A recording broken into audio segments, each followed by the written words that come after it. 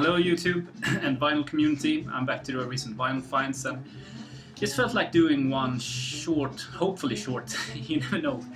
But I watched Mark Dr. Deadwax's video yesterday and I thought it was really good, just showing 5 records, clocking in like around 13 minutes or something like that. Just perfect time to spend on a video in my opinion.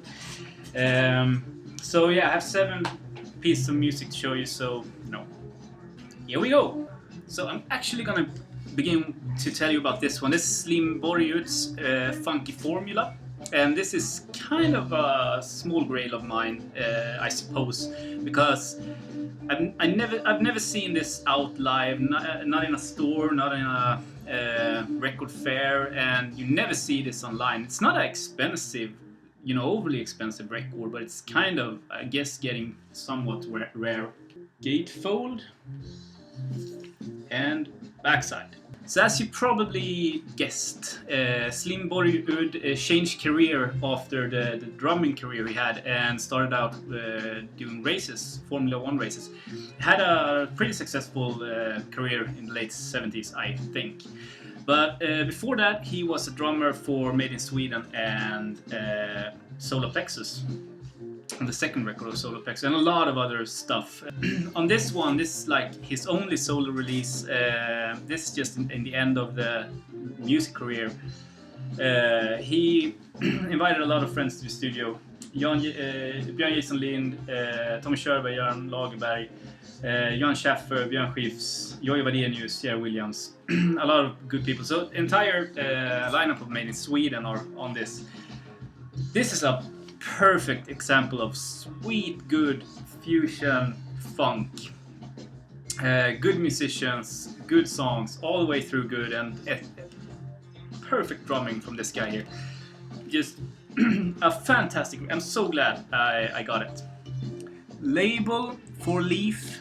Label just as the Jan Schaffer first solo record. So I bought this online for a pretty good price in my opinion, because I never see it. So I'm really happy that I finally have it in my collection. Highly recommended. So I'm gonna continue with the one playing in the background. This is Danish Design by Mads Vinding Group. With Jan Schaffer, Kjell Öhman and Ola Brunkert. Backside. Now what this is, the last record was 1976 I think, and this is 1975? Yeah, let's say 1975. Do the research.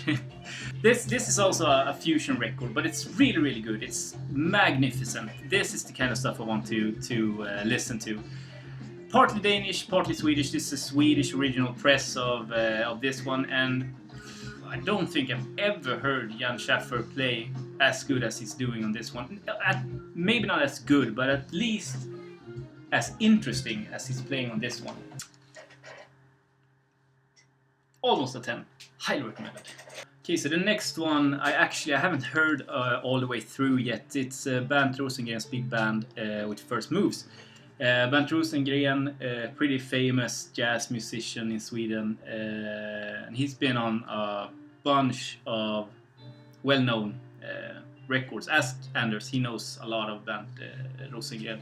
I saw this for dirt cheap, so I just picked it up I was curious about it, but it's, in my opinion, a little bit too much big band for my taste, and it's head big band on the fucking cover. And there's the backside there. I don't know, maybe not my cup of tea. I know that Bernt Rosengren has made a lot of famous and good records, so I'm gonna pick them up when I see them.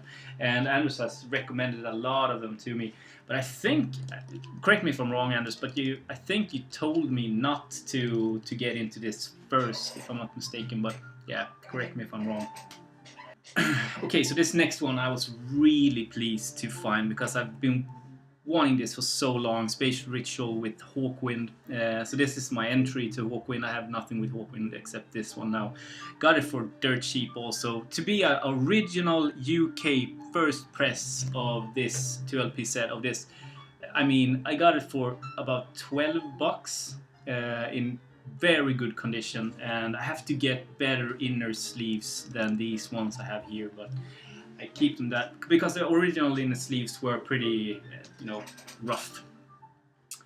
So perfect space rock. It's like this is a live record, but everyone knows about this. But it's it was when I listened to it, it's really good.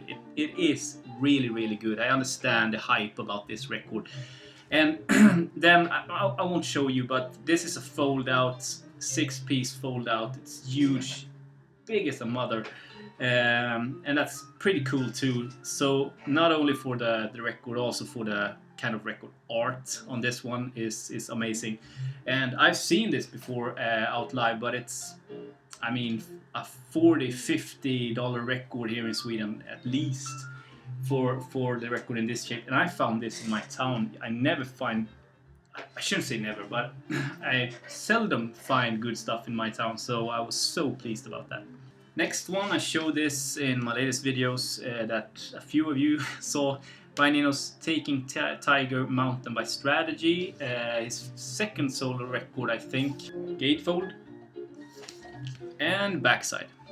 So he left Roxy Music, did The Warm Jets, I think, the first solo record that I haven't heard, but I read that it's more glam rocky, more in the same vein as Roxy Music. This has parts and pieces of that kind of music, but it's still an ambient record of some sorts. Because he produced this with Phil Manzanera, but also collaborated with Robert Wyatt from Soft Machine. And if you heard Robert Wyatt's solo stuff, you will really, really like this. If you like Robert Wyatt's solo stuff, you will enjoy this, because on some songs it's hard not to think about Robert Wyatt's solo stuff, especially on Listen to the Fat Lady of Limbo. Yes, that song is, in my opinion, it's just like a Robert Wyatt song. So damn good. And yeah, the perfect, engagement of two artists. This is, I've only listened to it twice now. I've brought it to a friend, but it's damn near a 10. I mean, if you like anything by Brian Eno, pick this up. You won't be disappointed at all. Pick it up. I think my favorite still is Another Green World. I think that's a 10 all day long, but yeah, that's a close one.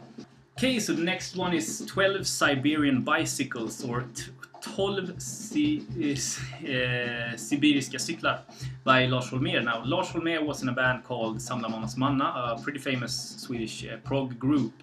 And this is from 1981, so after Lars Holmér left the group. And yeah, this is categorized as a avant-garde prog record, and I agree on some level on that one. The thing that Lars Holmér does is he takes basic folk music instruments, and with that he creates, with everything he's learned up to the 80s, makes experimental music with those tools, and the result is just breathtaking. With harmoniums, I think, harmoniums and violins, and a lot of older Swedish music or instruments. If you want to listen to one song, listen to Bo Eves Psalm. I bet it's on YouTube. Look it up, because that's a pretty good song to get into the record. In my opinion, that's the best song, and it's also the most commercial, the most well-known Lars Holmér song. But if you like Swedish prog with that folky touch, the Swedish folk music touch, listen to this record. It's a magnificent record. This one is just as Samla Mammas Manna. This is on silence. I'll show you the label. So in this case, it looks like this. Pretty cool. So maybe the production sounds a little bit like the 80s, maybe a little bit, but don't be alarmed. This is a perfect prog, interesting experimental prog record from a Swede, So I don't have to say it, highly recommended. And yeah, I say that a lot. in this video. Okay, 2 more to go. Another one that I've been wanting for a while is Egba live at Montmartre, and when I see Egba for a good price, I pick it up because I love Jungle Jam, and I wish that when I picked them up, I would have the same experience. And this was good. This was really good, but it's not Jungle Jam. I think it's the 3rd release or something like that. Released 1977. Backside. And the not so cool Sonnet label. Okay, so music-wise, this was recorded at Montmartre, and Montmartre is a town in France, but it's also a jazz club in Copenhagen. So this is recorded at the jazz club in Copenhagen. And Egba is a little bit famous for the African world music grooves combined with that typical Swedish fusion, jazz fusion stuff. And this is just exactly that. I would say that it's, in this case, on this record, it's led by Amadou Yar, father of Neneh Cherry, because he speaks in between every song, explaining to the audience about the song, what it means, and you know, yeah, a lot of African rhythms with the percussion there. And so it's an interesting record. It's good sound quality, everything like that. But it's just, in my opinion, it lacks that nerve that I found on Jungle Jam. Göran Lagerberg plays bass perfect on this one. So I mean, it's recommended, but you know, get Jungle Jam before you get that one, I guess.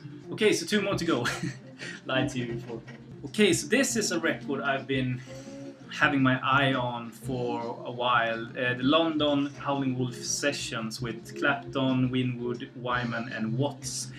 Now the thing was, I guess around 70, something like that, Eric Clapton was asked if he wanted to do sessions with Howling Wolf.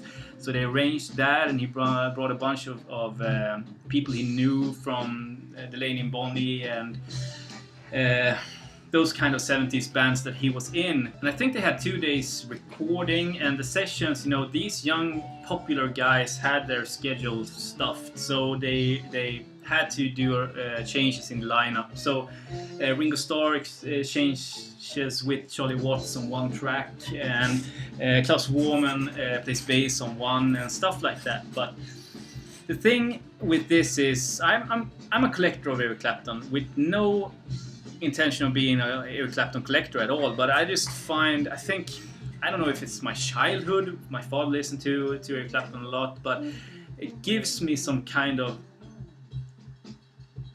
warmth. I don't know. So when I find Eric Clapton stuff for a good price, related stuff, I buy them.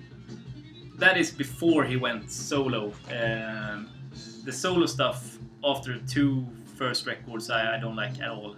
And the same goes with this. Eric Clapton plays great on this. He actually does. Howling Wolf sounds a little bit tired and old actually, but I mean, still it's an interesting record.